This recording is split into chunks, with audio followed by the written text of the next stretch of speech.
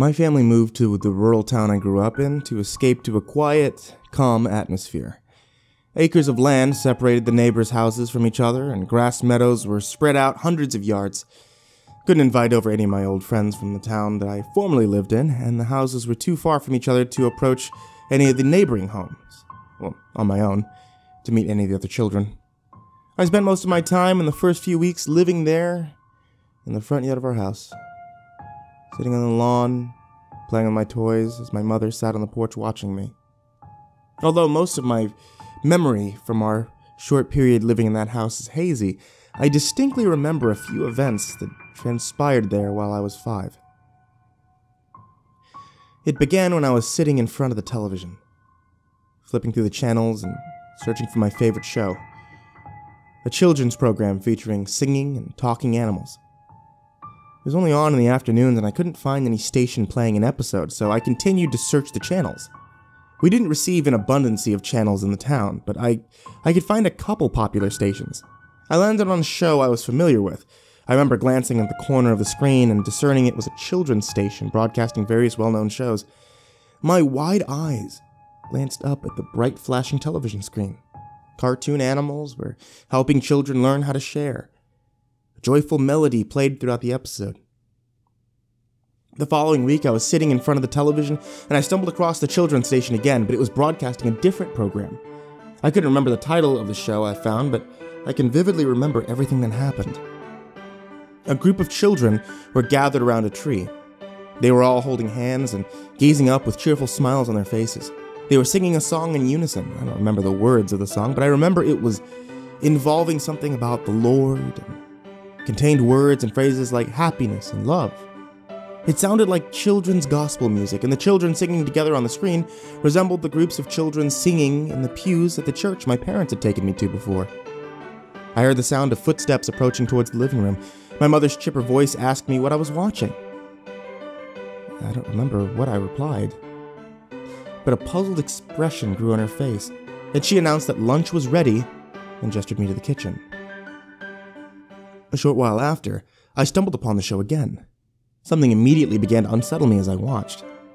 There wasn't anything overtly strange about it, but something seemed wrong. I began to feel anxious, and a familiar lump grew in my throat. Accompanied by a knot in my stomach I felt growing whenever I felt nervous about a situation at school or with my friends. But the uneasiness developed into something that I hadn't recalled before. Like I was watching something I wasn't supposed to see. A voice narrated the importance of sharing, and the camera focused on a group of children sitting on a carpeted floor, toys spread out before them. The film appeared to be of poor quality, and intermittent bursts of static distorted the screen. 3 of the children sat in a circle playing with the alphabet bricks, and 2 girls talked to a doll, about the size of a baby, with medium-length blonde hair and a pink shirt and denim jeans. Another group of children were filling in coloring books at a table. The girls were acting out some sort of story with the doll. It seemed like a normal game a child would play with their dolls, but every so often between their sentences, I heard something that didn't sound quite right, like a strange word or phrase. I can't remember what they were saying, but I remember feeling disquieted. The bursts of static between each clip began to increase. The image and the audio became more distorted. It only lasted a fraction of a second, but I caught a glimpse of an image flashing across the screen during each interruption. It was so fast that it couldn't be discerned if you were paying close attention. I only caught a glimpse of red as the image flashed across the screen for the last time. Suddenly, the image returned to normal.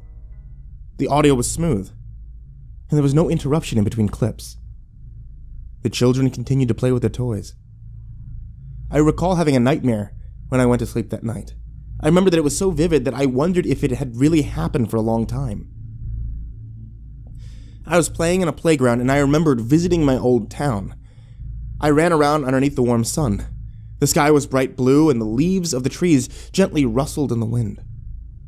I climbed up the stairs of the playground and rolled down the slides. I climbed onto the platform and gripped the edge of the slide I had just pushed myself through, and was preparing to roll through it again. And just as I let go of the edge, I felt my body slowly sliding down the cool surface of the slide. I saw a face at the bottom of the tunnel. It was red. Its eyes were black with no visible pupils. It was sitting, perched at the top of the slide, just staring at me through the tunnel. I was overwhelmed by impending fear. My mouth opened to form a scream, but no sounds escaped. My eyes fluttered open, and I tried to adjust my vision to the darkness. I was in my room, in my bed, underneath the comforter. The red illuminated digits on my alarm clock read 3:34 a.m. My body was drenched in cold sweat. My face was stained with tears. I reached out my hand into the pitch blackness to turn on the light. My hand caught hold of a string. I jerked it down. My heart thumped so loudly I could hear it in my head.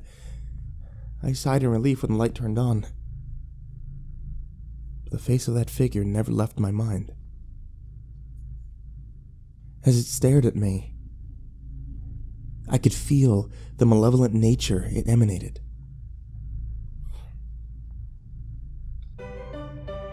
Everything seemed to be normal the following morning. Our neighbors visited for the first time, and we sat down for lunch together at the table as they asked me questions about school and my favorite toys and movies and television shows. My mom explained that I hadn't begun preschool yet, and she was planning on finding a school soon. We had a conversation about local schools. After the guests left, the show was playing when I turned on the television. The same group of children were playing a game of hide and seek, and the camera was following them. A song was playing in the background, an animated and whimsical tune. The camera followed their steps as they ran through the doors, hid behind corners, crawled through tight spaces, and crouched behind furniture. A boy leaned against a wall, covered his eyes with his hands. He began to count to 30. A young girl with brown hair, pulled back into a ponytail, wandered down a long hallway. All of a sudden, her movements became very slow, and the music ceased. There was a deafening silence, and you couldn't even hear the sound of her footsteps. The camera began to shake and appeared as if it was gradually teetering from side to side, and I felt nauseous as I looked at the screen. She stepped through a door at the end of the hallway and into the room. There was a small door in the corner of the wall. She crouched down and began to crawl towards it. Her hand rested on the miniature doorknob, and the door swung open. The camera was lowered and the lens was fixed forward as she crawled through the narrow passage to the other side. I couldn't discern what was on the other side, but I could perceive a glimpse of a room. There appeared to be nothing. It was completely absent of furniture, or doors, or windows. The walls were painted red, a garish, intense red. As soon as she reached the end of the passage, the door to the entrance shut behind her. The camera displayed a different room.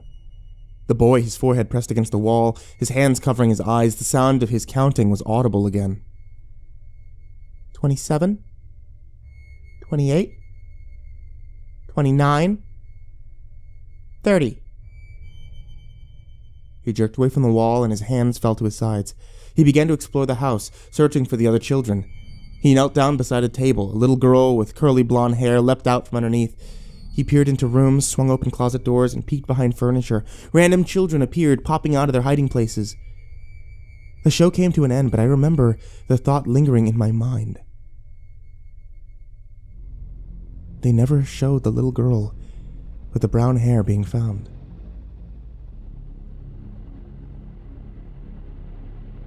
I was having trouble falling asleep the following night. For some reason, every time my mom turned off the light or left the room, and I watched the door swing shut behind her, I was filled by this strange sense of unease and dread. I knelt down beside my bed, my hands and knees pressed into the floor. I tentatively leaned forward and peered underneath the bed. I could hear the sound of my heavy, trembling breaths as my heart raced in my chest. My cheek touched the cool, hardwood surface of the floor, and my eyes frantically searched through the darkness. My stuffed rabbit lay sprawled out on the floor underneath the bed, enshrouded by black shadows. I didn't bother to reach out for it. I stood up onto my bare feet and staggered into my parents' bedroom. I asked them if I could sleep in their bed. My mom offered to escort me back to my room. As I lied down in the darkness, I heard the sound of a knocking at the window. I couldn't bring myself to turn around. My heart hammered in my chest. I heard the knocking again, like the sound of fingertips rapping against the glass pane. I glanced up. feeling the urge to scream but unable to form any sound. A black shadow appeared behind the window, standing in the frame. The door swung open. My parents rushed in. My mother knelt by my bedside. She asked me what was wrong. I tried to explain to her with tears streaming down my face that I'd seen someone outside my window. My mother explained that I had another night terror.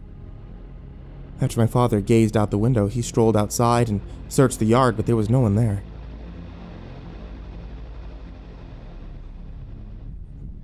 The next time I watched that show, a group of children were sitting at the table. A little girl with black bangs was reading from a book, its pages covered with rows of small black letters. It sounded like the Bible, but there was something different about it. She passed the book to another child. As the boy began to read, the sense of uneasiness in my stomach increased. The words resembled the passages of the Bible, but there was something apparent about them. There was subtle nuances and deviations. In the scene that followed, the same group of children were sitting in the classroom. Their glances were fixed ahead in their seats. A dull, faint voice spoke in the background. Underneath it, I could hear this weeping sound. As the disembodied voice continued to deliver its speech to the class, it grew louder into a ceaseless wailing noise. I could hear the sound of pounding and banging. Images flashed across the screen for a brief second. In between the tape of the school children sitting in their seats, I couldn't discern the contents of all the pictures, but as they reappeared, I caught glimpses of an image of a hand appearing to belong to a child, a wailing noise growing louder in the background, the hand reaching up from an outstretched arm, fingertips scraping the wall, scratching the paint, peeling it off. A schoolgirl in one of the desks stood up from her seat and approached the front of the classroom with unsteady footsteps. She knelt over and vomited on the floor. The stream of yellowish liquid emerged from her mouth and propelled towards the ground. The tape ended, and the regular broadcast on the station resumed.